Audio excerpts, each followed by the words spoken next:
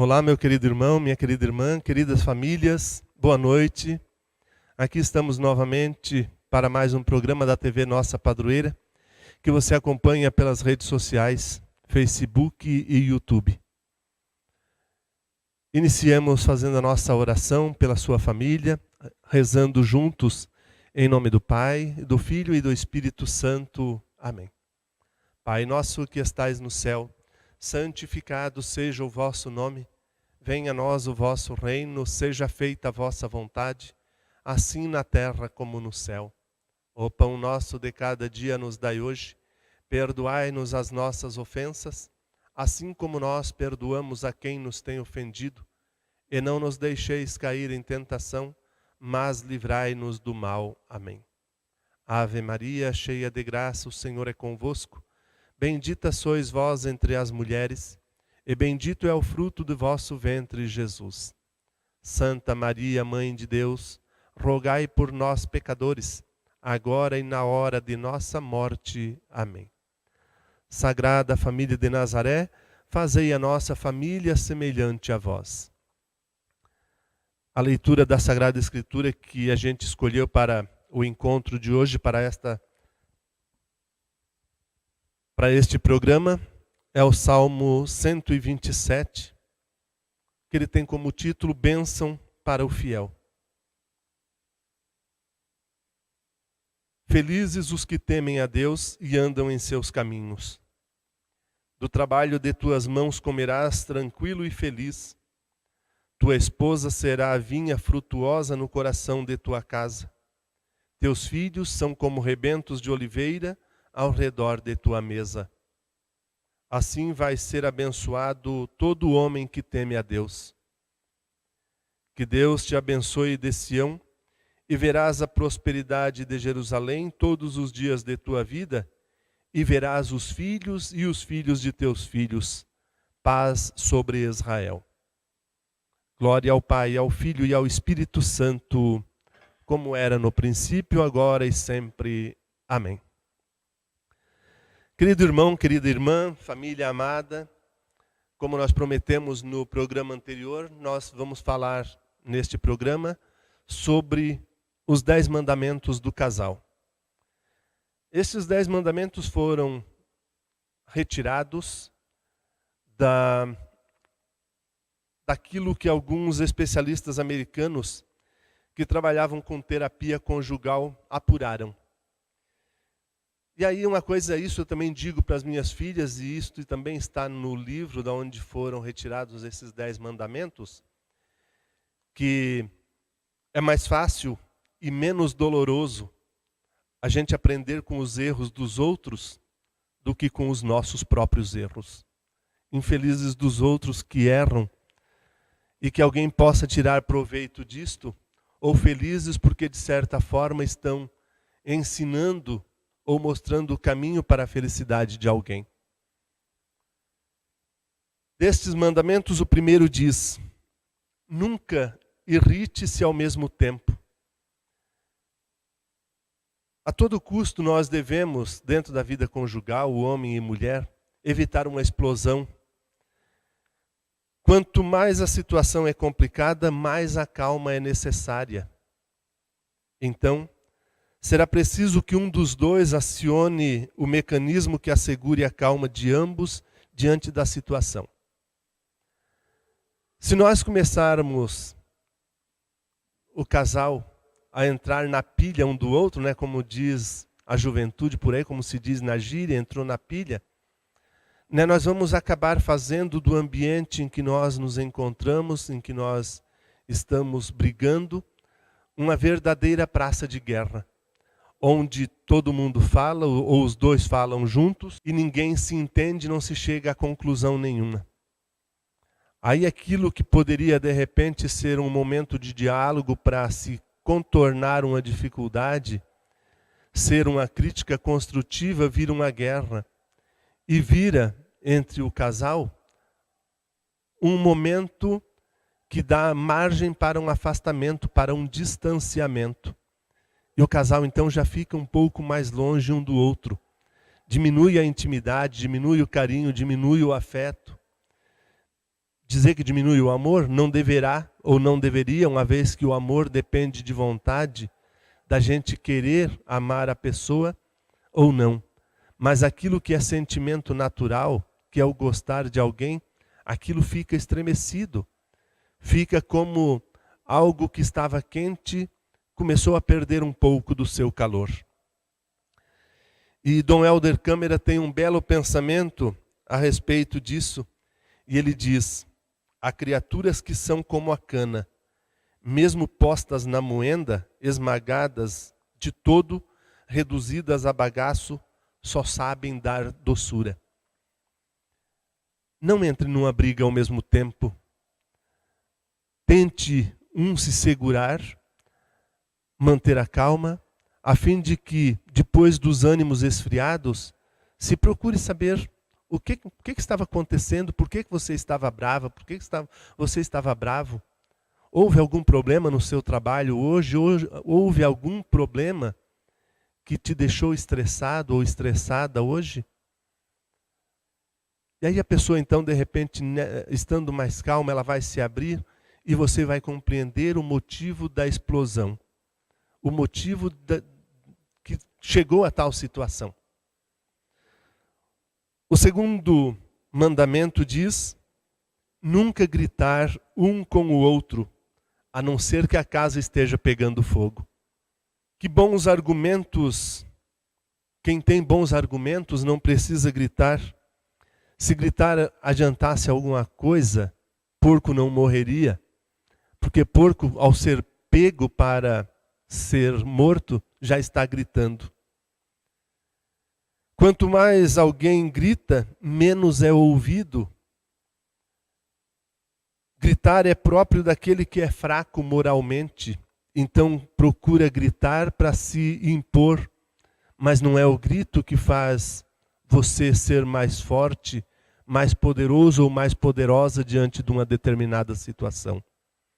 O grito só vai nos colocar em estado de vergonha, de desrespeito um com o outro e de vergonha diante, às vezes, dos vizinhos que podem ouvir a gritaria e, de repente, até chamar o hospício com camisa de força para levar quem está gritando. Isto a gente foi aprendendo e a gente vem se controlando dentro da nossa vida familiar, dentro da nossa vida conjugal. Casal que discute aos gritos leva os filhos também a acreditarem ou agirem involuntariamente dentro desta situação. Então é preciso que nós nos coloquemos em estado de equilíbrio. Porque a pessoa que grita, ela é uma pessoa desequilibrada. E aí, como diz São Paulo, o homem que é dono de si, ele controla os seus instintos, ele controla aquilo que ele condena como errado em si, como errado às vezes no outro. Então nós precisamos sermos vigilantes conosco mesmos. O terceiro mandamento é: se alguém deve ganhar uma discussão, deixar que seja o outro. Legal isso. Às vezes nós nos pomos numa discussão e queremos vencer o outro a todo custo, querendo, mesmo que tenhamos razão, queremos jogar na cara do outro que nós temos razão, que nós estamos certos. E aí, às vezes, nós perdemos a moral, perdemos o carinho do cônjuge, perdemos o carinho da esposa, porque ganhamos a discussão. Lembro de uma imagem uma vez no Facebook, claro, né, faz parte da nossa vida, nós evangelizamos através dele. Um casal que brigou e depois na cama mostrava o comportamento de um e de outro e dizia: este ganhou a briga, ganhou a razão, ou seja, teve o desprezo da mulher. E aí mostrava um outro casal numa outra situação, numa cena de carinho, numa cena afetuosa, dizendo que este deixou a esposa ganhar a discussão. Mas isso não é só para a esposa, não é só para o homem, é para a esposa também.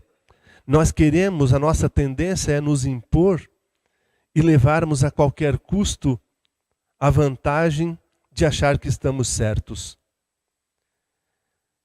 Perder uma discussão pode ser um ato de inteligência e de amor. Dialogar jamais será discutir. Pela simples razão de que a discussão pressupõe um vencedor e um derrotado. E no diálogo não. No diálogo, ambos, os dois, saem vencedores. Na discussão, normalmente os dois saem derrotados. Discussão no casamento é sinônimo de guerra, uma luta inglória. A vitória na guerra deveria ser comemorada com um funeral. Isso dizia Lao Tse, um sábio chinês. Aí a gente se pergunta, que vantagem há em ganhar uma disputa contra aquele que é a nossa própria carne? E mais, se a guerra é sinônimo de morte para nós, o que é sinônimo de vida? Ou seja, a paz deveria ser sinônimo de vida. E é isso que nós devemos buscar dentro da nossa convivência conjugal, dentro da nossa convivência familiar. Se for inevitável chamar a atenção, devemos fazer com amor, com caridade, com carinho, com respeito. Por exemplo, eu ouvia uma pessoa, o Marcos, agora eu não lembro sobre o nome dele, mas é uma pessoa que tem uma entrevista uma vez por semana na RPC, e ele dizia que nós temos 2 jeitos de chamarmos a atenção dos filhos para a situação em que se encontra o seu quarto. Nós podemos denegrir o filho, humilhá-lo, chamando de porco relaxado pela situação em que se encontra o seu quarto, ou podemos dizer que o quarto não combina, pela situação em que se encontra, não combina com a pessoa inteligente e asseada, caprichosa que usa aquele quarto. Então assim é a nossa vida conjugal quando nós tivermos que chamar a atenção um do outro. Fazer de forma que não jogue o outro para baixo, mas que a atitude seja o ponto a ser corrigido. A outra parte tem que entender que a crítica tem por objetivo de somar e não dividir. Só tem sentido a crítica se ela for construtiva. Reze pelo outro antes de abordá-lo em um problema difícil. O rezar pelo outro é prática de caridade, é prática de amor, é prática de respeito.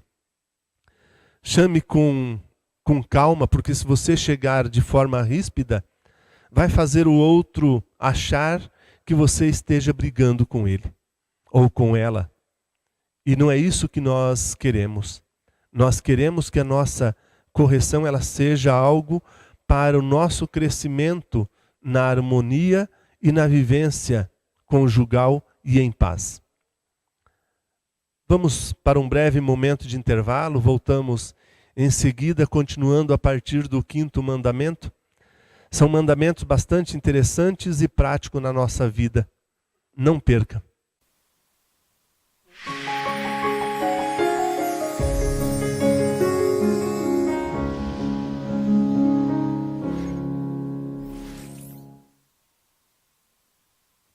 Olá para você que está nos acompanhando. Venha também ser um evangelizador digital. Nos acompanhe em nossas redes sociais. Dê o seu joinha no Facebook, Paróquia Nossa Senhora Aparecida, Xingu. Se inscreva em nosso canal do YouTube, TV Nossa Padroeira. E siga-nos no Instagram, PNS Aparecida, Xingu. Fique por dentro de todas as novidades que acontecem em nossa paróquia. Baixe já o nosso aplicativo, Paróquia Nossa Senhora Aparecida, Xingu, disponível para Android e iOS.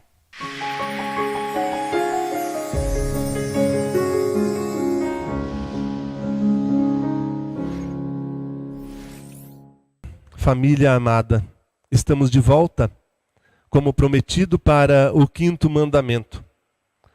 O quinto mandamento diz que nós devemos a todo custo evitar, ou melhor, nunca jogar no rosto do outro os erros do passado. Quão lamentável é essa situação. E eu acho que não há ofensa pior para alguém é ser lembrado dos seus erros do passado, porque às vezes são erros dos quais nós nos envergonhamos, e isto nos machuca, nos ofende profundamente. A pessoa é sempre maior que seus erros. E ninguém gosta de ser caracterizado por seus erros, por seus defeitos.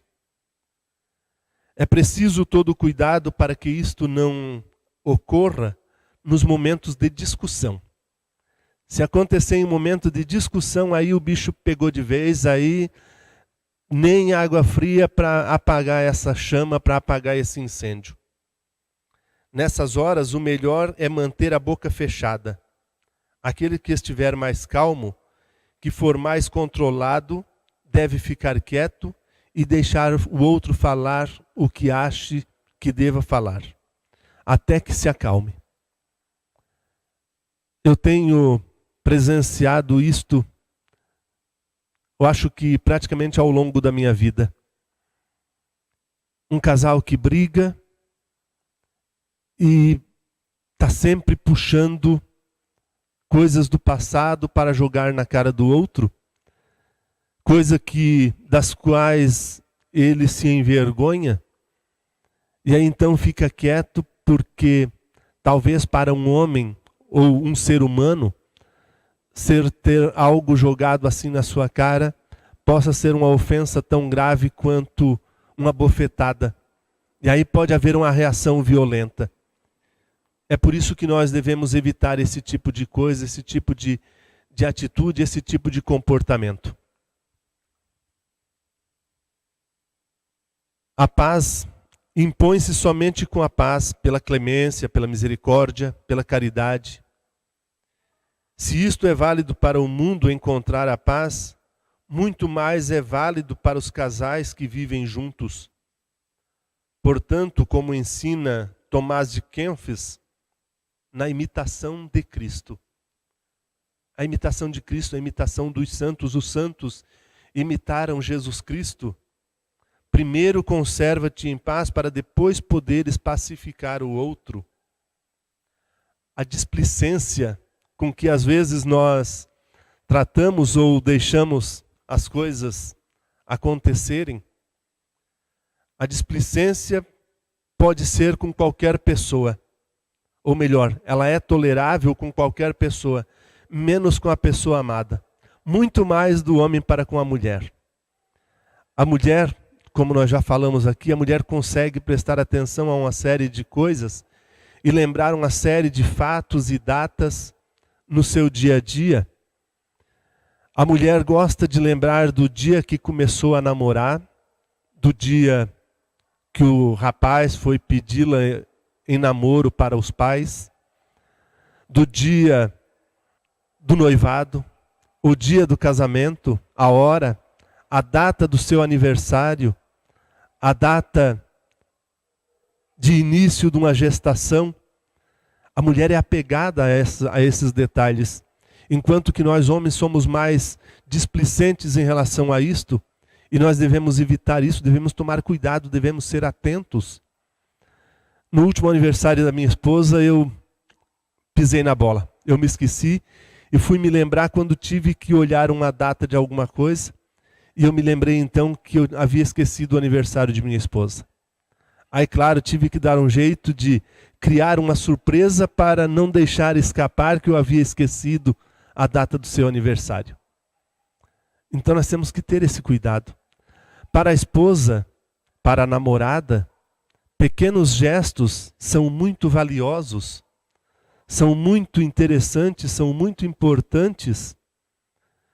Então se nós lembrarmos de pequenas coisas a fazer, hoje nós temos WhatsApp, nós temos YouTube, nós temos Facebook, diversas formas de nós fazermos uma pequena mensagem, demonstrarmos um pequeno gesto de carinho. Mesmo um bilhetinho uma flor apenas. Por que essa flor? Porque você é bonita, porque você merece. Então isso tudo são coisas que enaltecem, que fazem a mulher se sentir lisonjeada e carinhosa. O homem, ele deve se preocupar com fazer a sua esposa rir. Elas gostam disto. Na vida a dois tudo pode e deve ser importante, pois a felicidade nasce das pequenas coisas. E a falta de atenção para com o cônjuge, principalmente a esposa, é triste na vida do casal. É uma demonstração de desprezo para com o outro. Então nós não devemos descuidar com aquilo que a gente citou, como datas, aniversários, as flores.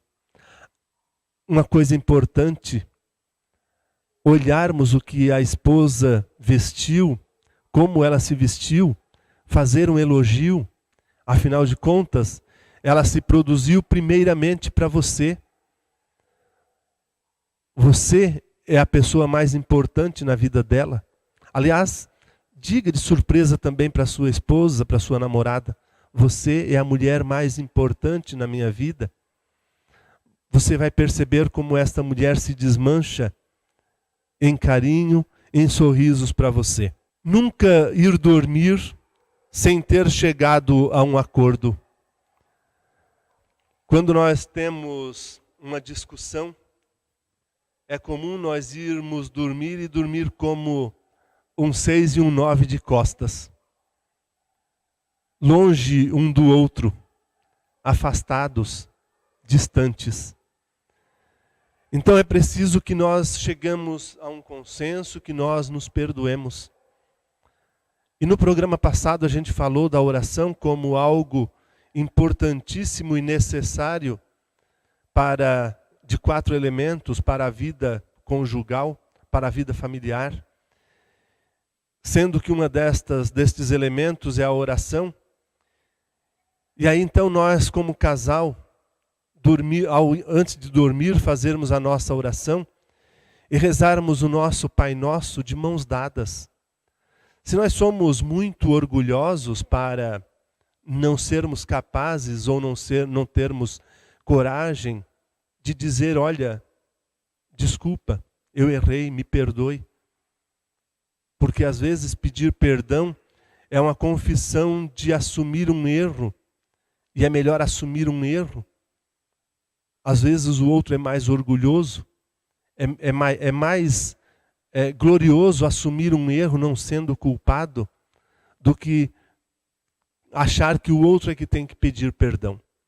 Então na nossa oração do Pai Nosso, como casal ali rezando juntos, nós às vezes não querendo pedir perdão, mas ao dizermos: o pão nosso de cada dia nos dai hoje, perdoai-nos as nossas ofensas, um aperto de mão significa um pedido de perdão. É a busca da harmonia, a busca ou a quebra daquela ofensa, a queda de um muro que iniciava-se o seu erguimento entre os dois. Ou seja, derrubou a barreira que existia, que começava a se formar entre você e sua esposa, entre você e o seu esposo. Jamais dormir sem ter chegado a um acordo. Pelo menos uma vez ao dia dizer ao outro uma palavra carinhosa. Aquilo que a gente colocou no 6º mandamento, da displicência com qualquer pessoa é tolerável, menos com o cônjuge, a gente aplica este 8º mandamento. Não basta amar o outro, é preciso dizer isto também com palavras. Especialmente para as mulheres, isso tem um efeito quase mágico. Muitos homens têm dificuldade neste ponto, alguns têm problemas de educação, porque a educação que recebeu dos pais não era uma educação de carinho, de afeto, de dizer. Então, às vezes, é doloroso, é como ter que pular uma parede altíssima, fazer um elogio para o outro. Mas a maioria, porque ainda não se deu conta da sua importância de dizer para o outro um te amo, uma palavra de carinho, um gesto de amor. Cometendo um erro, saibamos admiti-lo e pedir desculpas. Admitir um erro não é uma humilhação. O que a gente falou antes é um sinal de glorificação. Assumir um erro, mesmo não tendo sido o errado, o culpado, é mais importante do que sair-se vitorioso, como a gente colocou em um outro mandamento.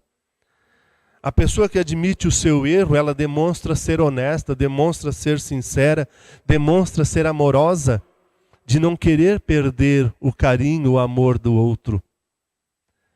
Quando erramos, não temos duas alternativas honestas, apenas uma: reconhecer o erro e pedir perdão, e procurar remediar o que fizemos de errado com o propósito de não repeti-lo.